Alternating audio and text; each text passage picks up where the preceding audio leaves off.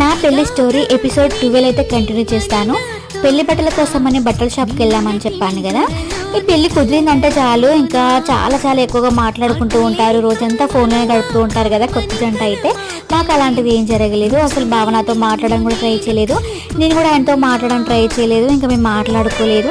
ఇంకా పెళ్లి కోసం బట్టల కోసం అని బట్టల షాప్కి వెళ్ళాం కదా, అక్కడ గొడవ అయితే స్టార్ట్ అయింది. పెళ్ళి అయితే మీ ఇంట్లో చేయడానికి ఒప్పుకోవాలని మా మామయ్య పట్టుకొని కూర్చున్నాడు. ఎందుకు అంటే ఎంగేజ్మెంట్ రోజే ఫుడ్ సరిపోక గొడవైందని చెప్పాను కదా. ఇంకా పెళ్లి రోజు కూడా మీరు అలాగే చేస్తారు, మీ ఇంటికి పెళ్లి పెట్టొద్దు, ఫంక్షన్ హాల్లోనే పెళ్లి చేయాలని మా మామయ్య అయితే గొడవ చేశాడు. ఇంకా మా వాళ్ళు ఒకటే ఆడపిల్ల, ఇంటి ముందు పందిరి వేసుకొని పెళ్లి చేయకపోతే ఎట్లా అని వాళ్ళు బాధపడ్డారు. ఇంకా మీ ఇంటికాడ పెళ్లి మాత్రం అసలే కుదరదని మామయ్య పట్టుకొని కూర్చున్నాడు. ఇంకా మా వాళ్ళు ఇక సర్లే మేము పెళ్లి మీ ఫంక్షన్ హాల్లో చేస్తాం మీరు చెప్పినట్టు, మీరు రిసెప్షన్ కూడా ఫంక్షన్ హాల్లో పెట్టాలి, మీ ఇంట్లో పెట్టకూడదని వాళ్ళు అన్నారు. నెక్స్ట్ ఏం జరిగిందో ఎపిసోడ్ అయితే ఫాలో అవ్వండి.